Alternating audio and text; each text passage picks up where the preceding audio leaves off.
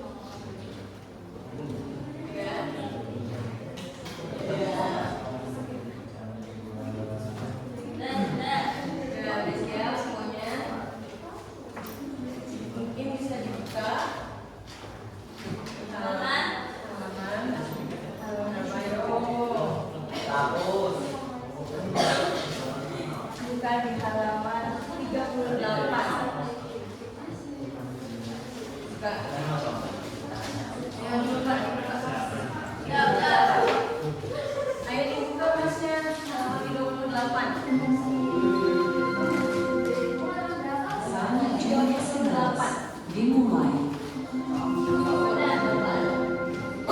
It's time to begin the 11th lesson. Sekarang kita di bab baru, kita masuk di materi terkait demokrasi. Ada yang tahu nggak sih sebelumnya apa itu demokrasi? Ada yang pernah dengar? Ya, boleh, bisa. Ada lagi? Yang mau nambahin? Demokrasi itu apa sih? Tadi kan ada namanya pemerintahan. Terus apa lagi? Kekuasaan rakyat. Betul. Apa lagi, Mbak? Pemerintahan kekuasaan rakyat. Ayo, masnya apa? Di buku ada.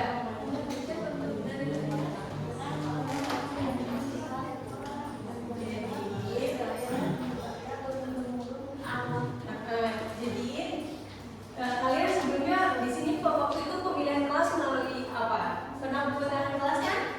Pernah pemilihan masuk juga kan? Nah, itu adalah salah satu bentuk dari demokrasi. Jadi apa itu demokrasi?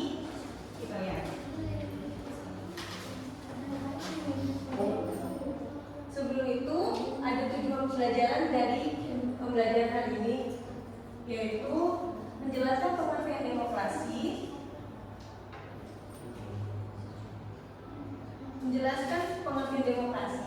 dan dasar hukumnya, mengidentifikasikan nilai-nilai prinsip demokrasi, mendeskripsikan bentuk pelaksanaan demokrasi di Indonesia dari masa ke masa, menunjukkan sikap demokrasi dalam kehidupan sehari-hari dan di sekolah. Nah, jadi demokrasi itu berasal dari bahasa Yunani, demos yang artinya rakyat dan kratos yang artinya kekuasaan. Demokrasi adalah sistem pemerintahan di mana kekuasaan tertinggi berada di tangan rakyat, yang artinya pemerintahan dari rakyat oleh rakyat untuk rakyat.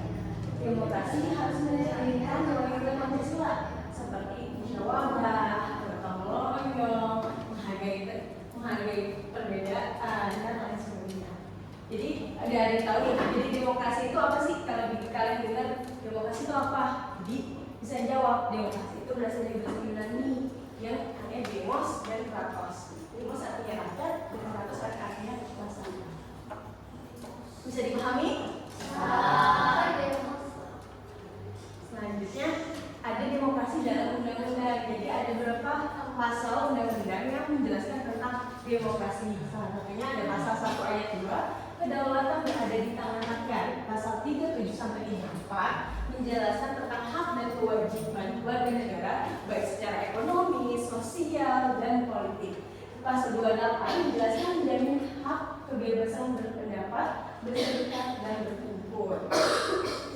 Jadi demokrasi bukan hanya pengertian dari bahasa luar aja, tapi demokrasi juga memiliki landasan di dalam Undang-Undang Republik Indonesia. Selanjutnya ada nilai-nilai di KRS sudah terdapat beberapa nilai-nilai dari ahli, terdiri dari kedaulatan rakyat, persamaan hak dan kewajiban warga negara, kebebasan berpendapat, musyawarah untuk mufakat, supremasi hukum dan keadilan. Terus nilai-nilai demokrasi itu dasarnya pada moral dan etika yang menjadi fondasi sistem demokrasi. Nilai-nilai ini menjamin demokrasi dijalankan secara adil, manusiawi, dan bertanggung jawab. Terus juga ada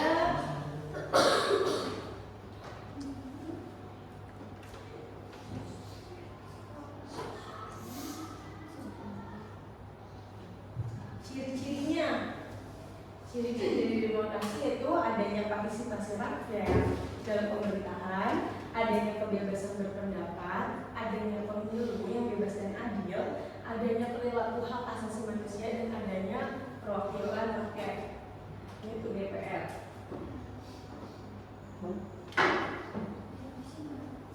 Mungkin setelah ciri-ciri itu ada prinsip-prinsip di dalam buku LKS, terdapat beberapa prinsip dari demokrasi, yaitu menurut Syukri Ibnu Tamim. Coba bisa Mas ya baca menurut Syukri Ibnu Tamim ada beberapa prinsip-prinsip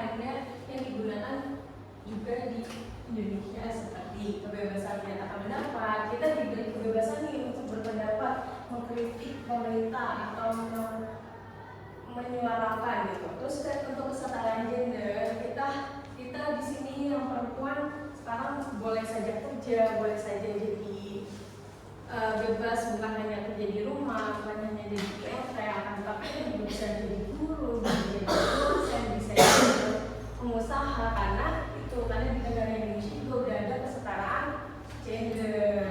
Terus kedaulatan rakyat, adanya partisipasi warga negara. Contoh dari partisipasi warga negara itu seperti kita ikut pemilihan umum, menyuarakan, ikut aktif dalam kegiatan bermasyarakat gitu. Terus kepercayaan dan tanggung jawab sosial. Kita punya masing di Indonesia sendiri kepercayaan beragam dan bermacam-macam, dan juga punya tanggung jawab sosial. Tanggung jawabnya kita menghormati, menghargai perbedaan kepercayaan agama yang berbeda itu. Terus selanjutnya yaitu ciri-ciri pemilu demokrasi. Yang pertama yaitu pengakuan terhadap hak pilih universal, kebebasan membentuk partai politik, mekanisme rekrutmen calon secara terbuka, pemilih bebas, menentukan pilihan tanpa tekanan, penghitungan suara jujur dan terbuka, dan adanya lembaga pemilu independen. Terus di Indonesia sendiri, perkembangan demokrasi sendiri sudah ada 4 kali nih. Adanya demokrasi parlementer, adanya demokrasi terpimpin, adanya demokrasi Pancasila, dan adanya demokrasi reformasi dan konstitusional. Setelah mengetahui secara dasar, mendalam juga, kita juga memiliki sikap demokrasi yang secara nggak sadar itu dari sikap demokrasi, yaitu mendengarkan pendapat orang lain, bermusyawarah saat membuat keputusan, menghargai keputusan walaupun berbeda pendapat, gotong royong dan kerjasama dalam penguasa sekitar, serta menyampaikan pendapat dengan sopan dan santun. Jadi kita sering banget nih, perempuan mungkin lebih sering curhat tentang teman atau kayak pendapat lebih kritis dibanding laki-laki. Nah, itu adalah salah satu bentuk kecil dari demokrasi itu sendiri. Terus misalkan kalau kalian sering adanya tugas kelompok bermusyawarah untuk mengerjakannya, itu adalah juga salah satu bentuk dari sikap demokrasi. Juga menghargai keputusannya, walaupun misalkan dari tugas kelompok tersebut masih dirasa nggak didengar suara kita, tetapi lebih menonjol suara teman kita, tapi kita akhirnya relakan karena emang itu yang terbaik. Itu sikap dari kita berdemokrasi. Bukan hanya diterapkan di sekolah saja, tapi di lingkungan rumah, di lingkungan masyarakat kita juga melakukannya seperti gotong royong, kerjasama, dan juga menyampaikan beretika sopan santun juga sudah merupakan sikap dari demokrasi. Intinya itu, nah yang tadi sempat disinggung di awal terkait demokrasi di sekolah sendiri, itu ada pemilihan ketua kelas, pemilihan ketua OSIS, rapat atau kerja kelompok, menaati hasil kesepakatan kelas, melaksanakan tugas piket. Tadi juga pas di awal pas masuk kelas kan ditanya siapa piket untuk membersihkan papan tulis, karena itu merupakan sifat kecil dari demokrasi. Harus bersifat demokrasi. Yang pertama, menghargai perbedaan dan keberagaman. Yang kedua, menghindari konflik dan kekerasan. Yang ketiga, meningkatkan partisipasi masyarakat. Dan yang keempat, yaitu mendorong keadilan dan pemerataan. Menghargai perbedaan pendapat.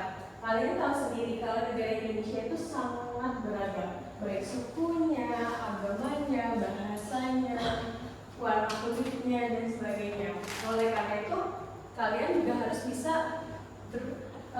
menghargai itu, keberadaan itu harus kalian hargai. Hindari konflik-konflik yang hal kecil atau menjadi suatu golongan itu dihindari gitu. Juga meningkatkan partisipasi masyarakat seperti ikut kegiatan kepanitiaan 17-an ataupun melakukan kegiatan yang dirasa berdampak positif untuk lingkungan masyarakat gitu. Terus juga mendorong keadilan dan pemerataan.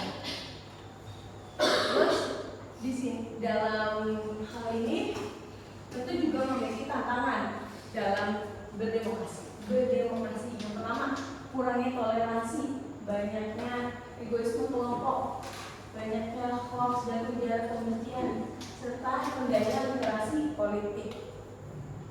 Selanjutnya, tantangan demokrasi di era digital, apalagi ini udah generasi yang sangat udah peka terhadap generasi digital. Handphone sudah dimiliki dari anak-anak kecil. Orang itu punya tantangan demokrasinya sendiri, yaitu yang pertama disinformasi atau berita hoax yang memecahkan belah masyarakat. Yang kedua yaitu politik identitas yang mengancam persatuan bangsa. Yang ketiga adanya golput dan apatisme politik generasi muda, dan juga adanya ujaran kebencian dan perlindungan digital. Nah, tadi kan sudah dijelaskan materi, terus lalu mungkin bisa dipahami dari materi yang sudah dipelajari dipaparkan tadi. Ada yang bisa dipahami? Ada yang masih bingung? Bisa? Kalau gitu saya mau kasih tugas. Tugasnya individu gambar. Bisa langsung dikerjakan yang dikumpulkan ya? Ya.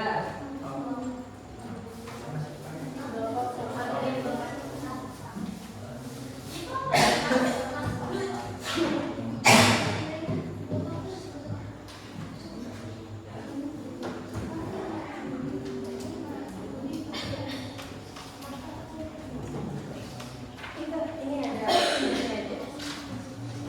Yang bikin banyak itu iya.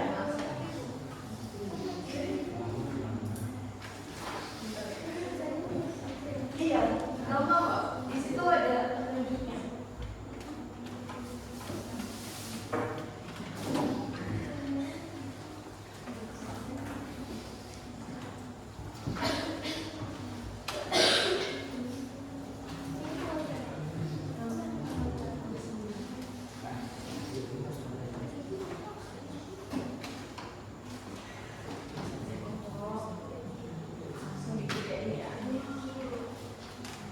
Yang dikerjainnya di kotak-kotak aja ya. Ini untuk refleksinya nanti.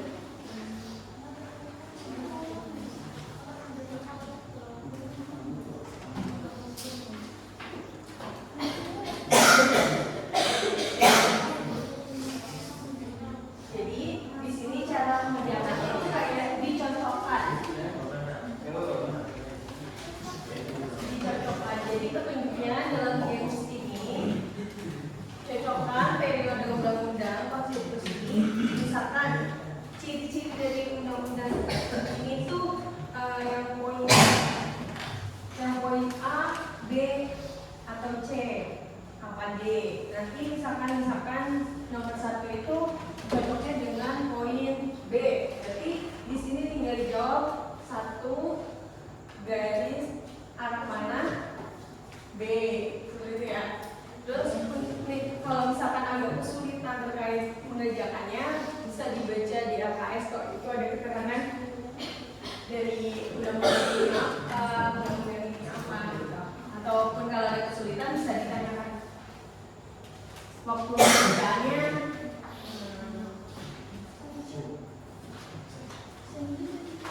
10 menit maksimal.